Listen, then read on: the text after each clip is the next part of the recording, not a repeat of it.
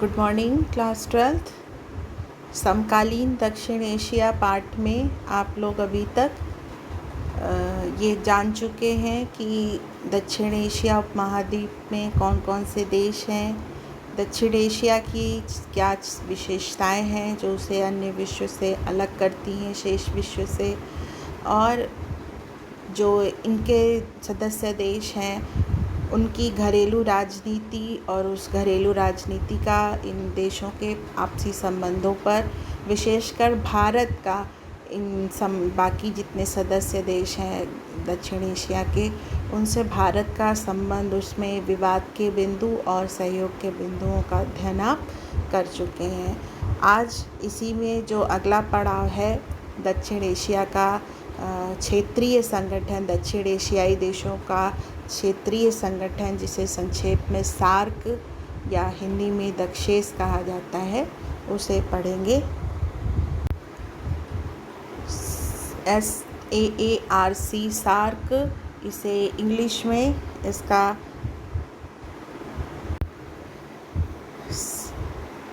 में इसका रूपांतरण है south Asian association for regional cooperation.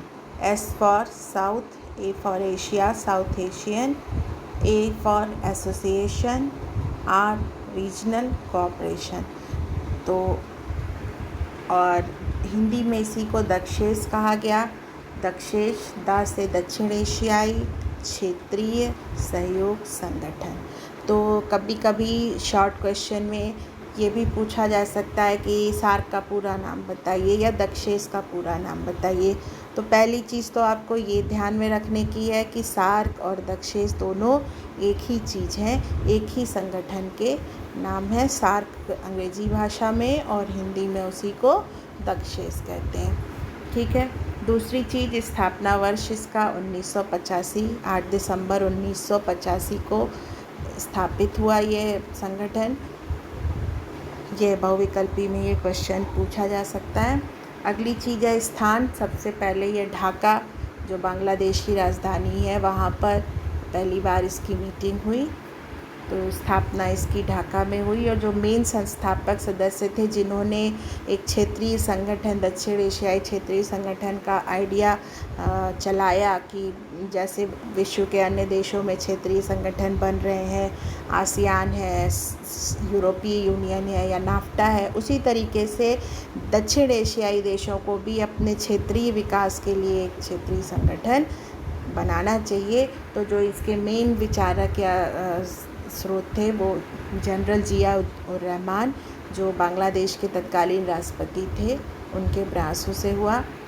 सदस्य देश सार्क के इस वक्त 8 देश हैं। अक्सर ये क्वेश्चन पूछा जा सकता है और बहुत ही आसान है, ये आपको याद रहना चाहिए। सार्क के सदस्य देश 8 हैं, और कौन कौन से हैं? भारत, पाकिस्तान, नेपाल, भूटान, बांग्लादेश, श्रीलंका, मालदीव और अफ़गानिस्तान। इसमें जो अफ़गानिस्तान है, जो आखिरी मेंबर है अफ़गानिस्तान, ये 2007 में सार्क का मेंबर बना है। 2007 से ये सार्क का मेंबर बना है। बाकी जो 7 देश हैं ये 1985 से इसके मेंबर हैं। सार्क का जो सचिवालय, जो मुख्यालय है, हेडक्वार्टर है, वो काठमांडू, जो नेपाल की राजधानी है, वहाँ पर है। सार्क का जो आधारभूत उद्देश्य है, संगठन को बनाने का जो पर्पज़ है, वो क्या है? पहला, सार्क देशों के मध्य सहयोग विकसित करना विभिन्न क्षेत्रों में, चाहे वो आर्थिक, सामाजिक, सांस्कृतिक, तकनीकी, वैज्ञानिक, हर एरिया में जितना संभव हो सार्क के जो देश हैं, सदस्य देश, उनमें सहयोग को विकसित करना। दूसरी चीज़, क्षेत्रीय आत्मनिर्भरता लाना, आपस में कोऑपरेट करके इकोनॉमिक डेवलपमेंट करना और इतना विकास करना कि हम लोग अपने रिक्वायरमेंट्स के लिए ये क्षेत्र सेल्फ सफिशिएंट हो सके, आत्मनिर्भर हो सके। और तीसरी चीज़ जो इसी का परिणाम होगा कि जो दक्षिण एशियाई देश हैं, उनके जितने नागरिक हैं, उनके जीवन स्तर में वृद्धि करना, उन नागरिकों का कल्याण करना। तो ये सार्क के आधारभूत उद्देश्य हैं जिसे लेकर सार्क का निर्माण किया गया। जो आधारभूत सिद्धांत हैं कि किन सिद्धांतों का पालन सदस्य देश अपने कार्यों में करेंगे। सिद्धांत का मतलब कि किन नियमों का पालन सदस्य देश इन संबंधों में करेंगे। तो पहली चीज़ है संप्रभु समानता, हर देश दूसरे देश की संप्रभुता को सम्मान करेगा। दूसरी चीज़ है क्षेत्रीय अखंडता, एक दूसरे की जो सीमाएं हैं उसकी रिस्पेक्ट करेगा, उसका उल्लंघन नहीं करेगा। तीसरी चीज़ राजनीतिक स्वतंत्रता, हर देश अपने में स्वतंत्र है, संप्रभु है। अगली चीज़ आंतरिक मामलों में हस्तक्षेप, ये सबसे इम्पॉर्टेंट है कि कोई भी देश दूसरे देश की जो घरेलू राजनीति है, घरेलू मामले हैं, जो उन पे कोई हस्तक्षेप नहीं करेगा।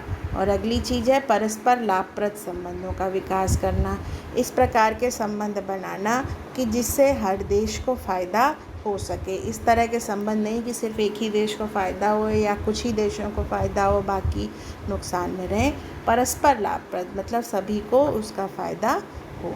ठीक है, ये जो आपको अभी तक बताया जा रहा है कि कब स्थापना हुई, किसके मेन आइडिया से हुई, कहाँ मुख्यालय है, आधारभूत उद्देश्य क्या है, आधारभूत सिद्धांत क्या है, ये सब आपको यदि ये क्वेश्चन आता है कि सार्क क्या है, सार्क के उद्देश्य क्या है, या सार्क पर टिप्पणी लिखिए, सार्क की महत्व बताइए, तो उस सब में आपको ये उद्देश्य, सिद्धांत और बाकी इन्फॉर्मेशन काम देगी। अगली जो चीज़ है वो है शिखर सम्मेलन, समिट जिसे हम लोग कहते हैं इंग्लिश में।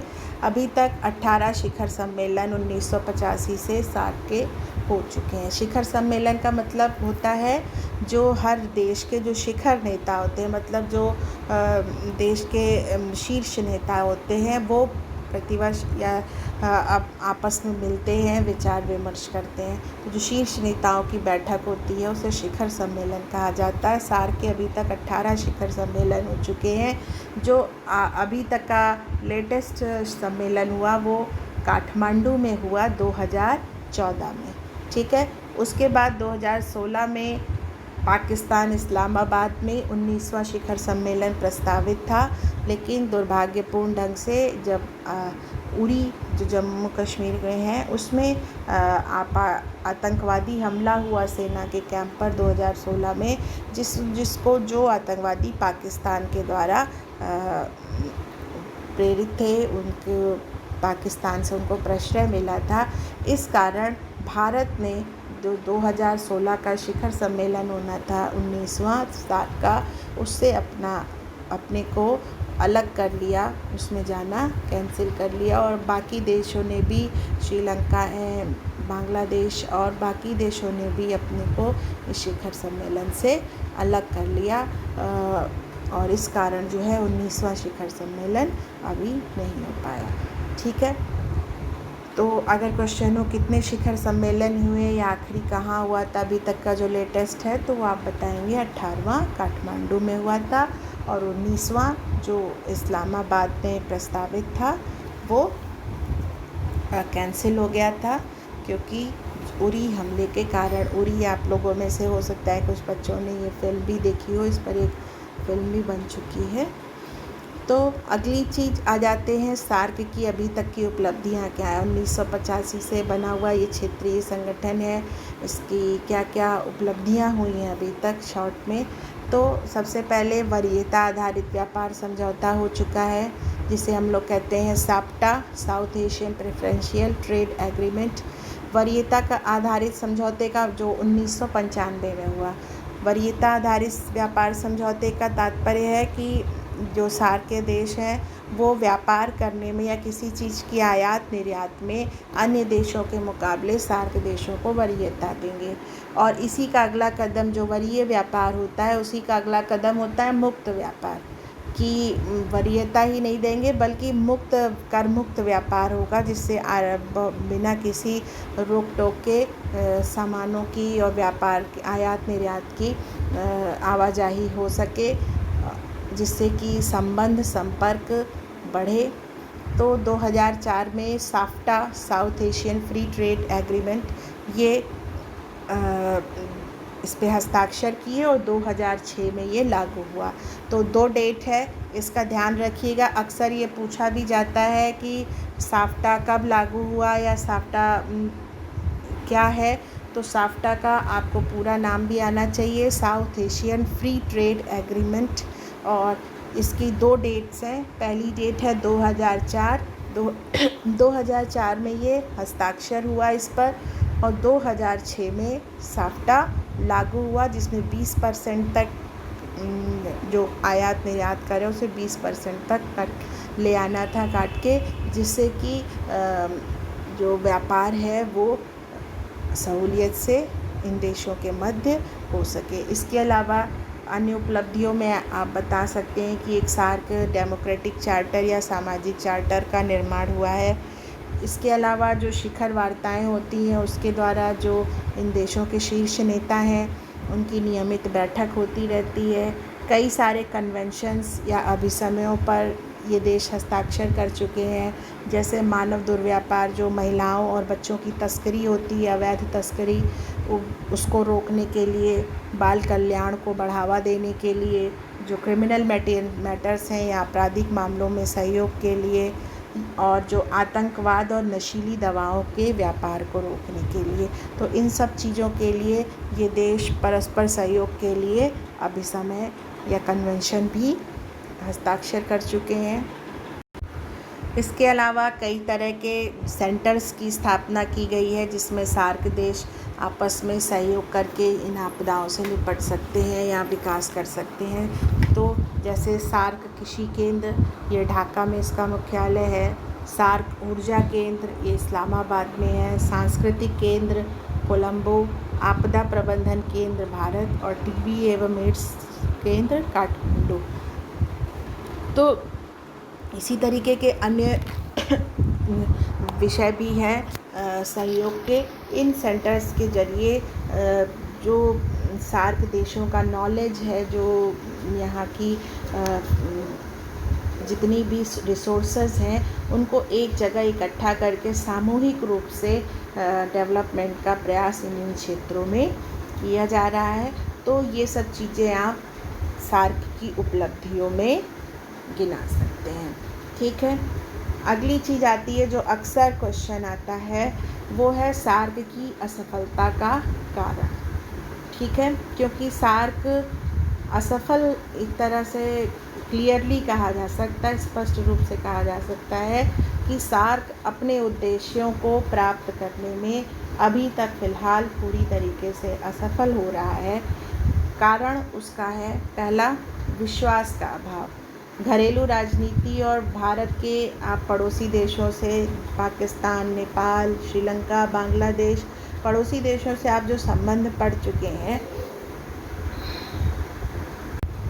तो इन सारे देशों में एक अविश्वास की भावना है, डिस्ट्रस्ट की भावना है एक दूसरे के प्रति, कि दूसरा देश अगर ज़्यादा हम संपर्क करेंगे, ज़्यादा मेल मिलाप करेंगे या ज़्यादा रेस्ट्रिक्शंस में छूट दे देंगे, चाहे वो नागरिकों के आवागमन की हो या वस्तुओं के व्यापार की हो, तो दूसरा देश जो है वो हावी हो जाएगा। तो ये एक जो अविश्वास की भावना है, ये सार्क को सफल होने से रोकती रही है। और इसमें भी विशेषकर जो भारत की स्थिति है, आप सभी मैप में देख चुके हैं कि भारत का जो क्षेत्रफल है वो बाकी जितने भी दक्षिण एशिया के देश हैं उनकी तुलना में कहीं ज़्यादा है।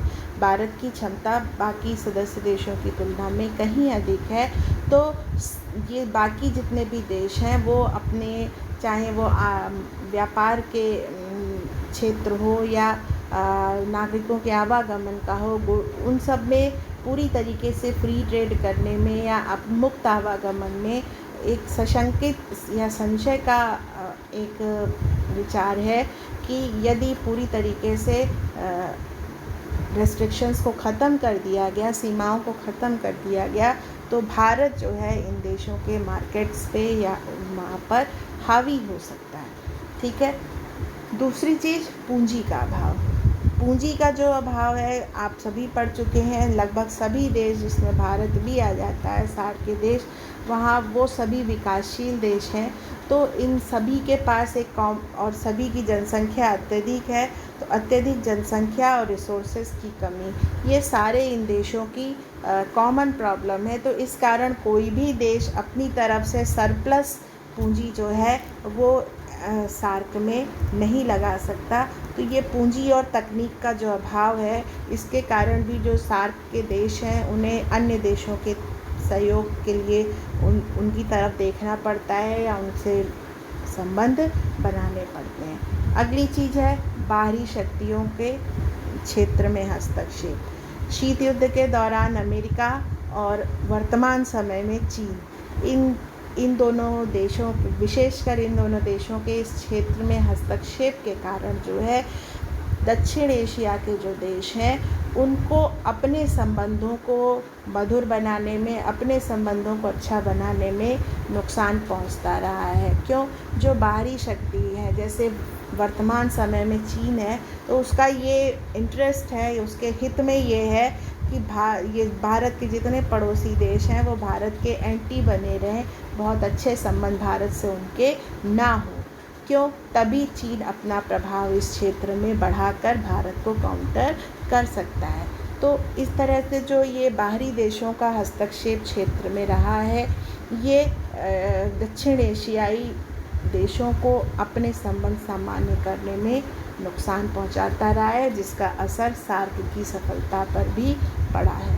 और आखिरी चीज़ है वो है भारत पाकिस्तान विवाद संबंध। जब तक ये कायम रहेगा, भारत पाकिस्तान का विवाद जब तक कायम है, जब तक ये नहीं सुलझता, तब तक अविश्वास और संशय का वातावरण बना रहेगा। और जब तक ये संशय का वातावरण है तो ये देश परस्पर मुक्त कंठ से, मुक्त रूप से सहयोग करने में हिचकते रहेंगे। तो ये जो कारण हैं ये हैं सार्क की असफलता के। इन्हें आप, ये संक्षेप में लिखा गया है। अगर आप लोग सिर्फ ये पॉइंट्स ही याद कर लेंगे बच्चों और इतना ही लिखेंगे तो कुछ अंक अवश्य प्राप्त करेंगे।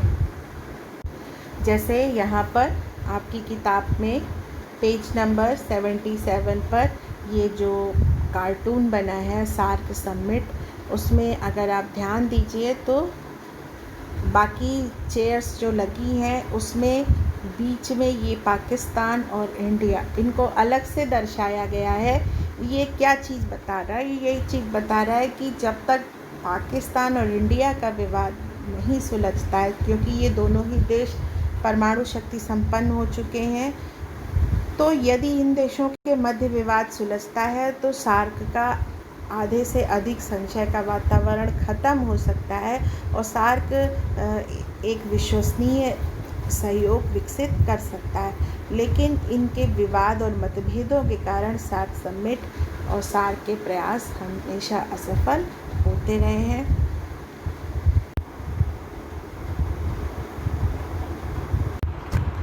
जो सार्क का महत्व और संभावनाएं हैं, उसमें जो सबसे पहली चीज़ है वो है एकल बाजार का विकास, सिंगल मार्केट का विकास।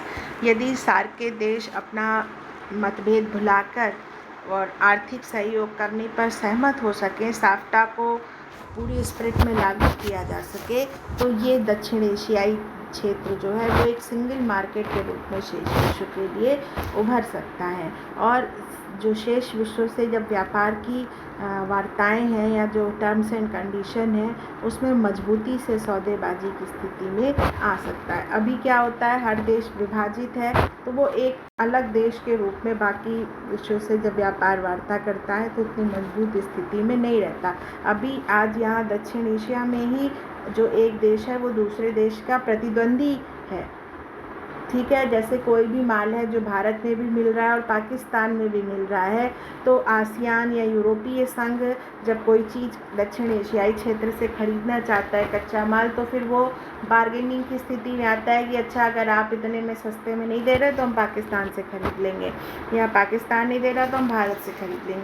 लेकिन जब यही एक सिंगल मार्केट के रूप में आ जाएगा, जब किसी भी चीज़ की कीमत निश्चित हो गई कि हाँ इतने में ही मिलेगा, चाहे भारत हो या पाकिस्तान हो, तो एक बेहतर जो व्यापार और सौदेबाजी में हम लोग दक्षिण एशियाई देश जो हैं वो बेहतर स्थिति में आ सकते हैं। इसके अलावा सिंगल मार्केट का जो दूसरा लाभ होता है कि जो दक्षिण एशियाई देश में आपस में व्यापार करने की जो लागत है वो कम हो जाएगी, तो चीज़ें सस्ती होंगी और आसानी से सुलभ होंगी। जैसे हर साल ये देखा जाता है कि प्याज महंगी हो गई या चीनी महंगी हो गई, तो क्या होता है कि वो चीनी या प्याज हम लोग अपने पड़ोसी देश से ना मंगा कर कहीं ईरान से मंगा रहे हैं, कहीं और दूर दूर देश से मंगा रहे हैं, तो उसकी लागत भी उतनी अधिक होती है और वो चीज़ें महंगी हो जाती हैं। जबकि वही चीज़ अगर हम अपने पड़ोसी देश से आयात कर लें तो वो सस्ती रहेंगी। लेकिन जो परस्पर प्रतिद्वंदिता के कारण ऐसा संभव नहीं हो पाता, लेकिन इसकी संभावनाएं बहुत हैं कि यदि हम भविष्य में अपने मतभेद भुलाकर एकल बाजार के रूप में विकसित हो सकें, तो यहाँ की जनता को और देशों दोनों को बहुत लाभ होगा। दूसरा जो महत्व है वो है दक्षिण एशियाई देशों को एक साझा मंच प्रदान करता है, प्लेटफॉर्म। मंच का मतलब एक ऐसी जगह प्रदान करता है जहाँ बैठ के ये देश जो है अपने कॉमन व्यू पॉइंट, जो दृष्टिकोण है, उसे साझा कर सकते हैं, सहयोग के नए नए रास्ते खोज सकते हैं, जिससे कि इन देशों का भी विकास हो और जो भी विवाद हैं या जो भी संघर्ष के बिंदु हैं उन्हें शांतिपूर्वक हल किया जा सके। इसके अलावा जो बाकी अंतर्राष्ट्रीय संगठन या मंच हैं उसमें एक कॉमन दृष्टिकोण अपनाकर ये देश इकट्ठा होकर जा सकते हैं।